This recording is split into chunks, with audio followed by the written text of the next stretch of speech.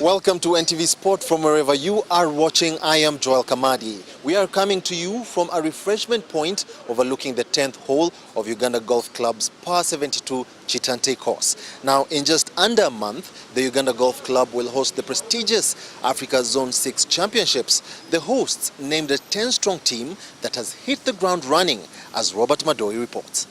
Now, it's all come here at Chitante course, but traffic will ramp up from April the 14th to 18th when the Africa Zone 6 Golf Championships tee off.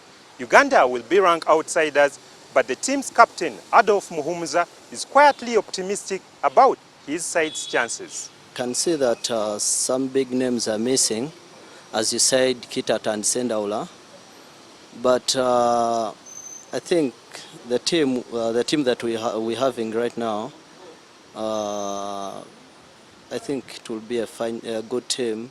Thanks, Robert. Now, the Uganda Golf Club has been in existence since 1908. This makes it the second oldest club in the country. This weekend, the club will hold its annual Captain's Prize tournament. The tournament usually signals the relinquishing of the club captain's administrative reins. Joining me here at the 10th hole is the sitting club captain, Henry Rugamba. Good to have you, Henry. Henry, for those of our viewers who are not aware, what does the club captain have to do? What does it entail to be the club captain? It is, you act in terms of managing and protecting this incredible facility in the heart of the city. We have over 650 members. We have about 120 employees. We've got 7 kilometers plus of golf course to maintain. And this is what you do. You run this club and you're challenged to run it effectively with highest integrity, protect the assets and build the sport. And I'm happy that over my term in office we've built the sport. We have changed certain features on the course, increased some bunkers. We've had a number of competitions. We've had the opportunity to host the Uganda Open. So it's been a good year for us, my team and I. Now, Henry, in that light, what would you say were your highlights and lowlights during your tenure as club captain? Okay, I think that right now we're facing a challenge of which we have to address in our second year in office, and that is the irrigation of the course. We've had a pretty long dry spell, and if you look out on the course, if your camera pans out, you'll see dry patches, and dry patches mean that when the ball lands, you get extra distance that you shouldn't get. And in a competitive sports, a sport like this one, you want to make sure the best and most aggressive challenges are placed in front of you. The course shouldn't be easy. So we didn't do what we needed to have done, but we need to do it in the second year to make sure we have an irrigated course. But we had major achievements. Hole number 1, hole number 2 did not have bunkers. Today, between them, they have about 16 bunkers. We've actually changed the character of the course and increased the challenge for players. And I'm happy members are happy about it. Any final remarks? We're hosting the Zone 6, as you've mentioned, in April. We're hosting the Uganda Open this year again. We hosted it last year, and that's important for our members to see that we are the first club of choice for the Uganda Golf Union. So I'd like to thank KK and his team for picking us again this year. Thank you. Thanks a lot. Now, the professionals have, of course, already taken to the greens today. A beefy 10 million shillings is up for grabs in the professionals category of the Captain's Prize. After the first 18 holes, this is how the leaderboard looks like.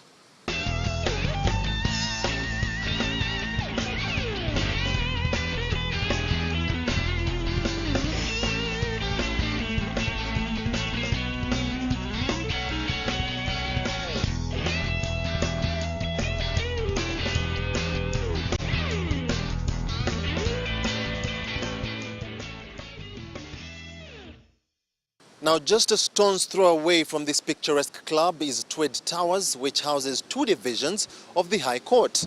From February 2nd, the court has been hearing a case in which Uganda Super League Limited questioned a TV deal FUFA entered into with Azam Media. Now, Derek Ntege followed proceedings and now reports.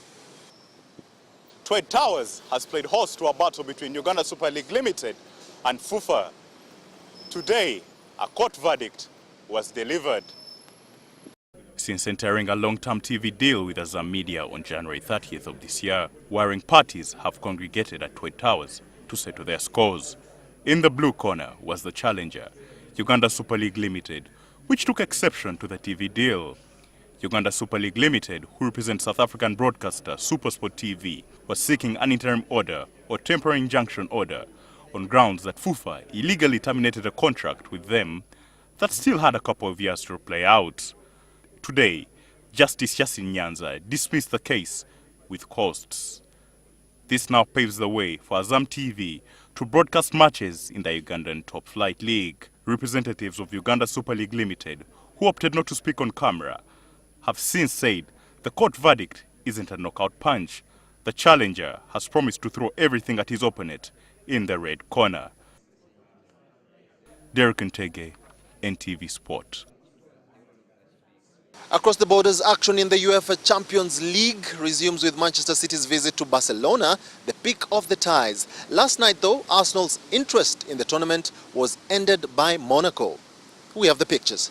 Своей гражданской жизни. Ну и забивать надо. 1-0. Arsenal won 2-0 on the night in France, but exited after losing the first leg 3-1 at the Emirates. And Wenger, who insists Arsenal played exactly how they wanted in the second leg, only ruled the first leg performance. The Frenchman was left less than impressed by the performance of Norwegian referee Svein Oddvar Moen, who had shown a yellow card to Alexis Sanchez in the first half for what he saw as a dive in the penalty area.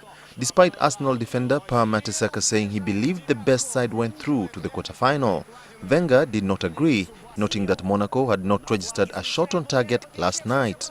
Arsenal, though, are on course to qualify for next season's Champions League, sitting third in the Premier League, a point behind Manchester City and 7 points off leaders Chelsea, who have a game in hand.